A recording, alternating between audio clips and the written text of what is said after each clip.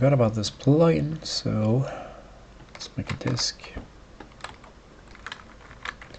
Bevel, delete, take some points here, and loop them. Run the plugin disk closer. Might gonna have to press space and select these and flip them by hitting F. But yeah, that's pretty neat. So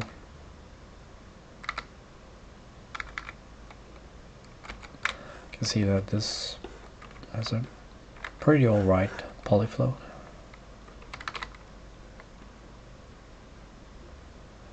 Yeah, I'm not sure about relaxing it in that regard. Let's see.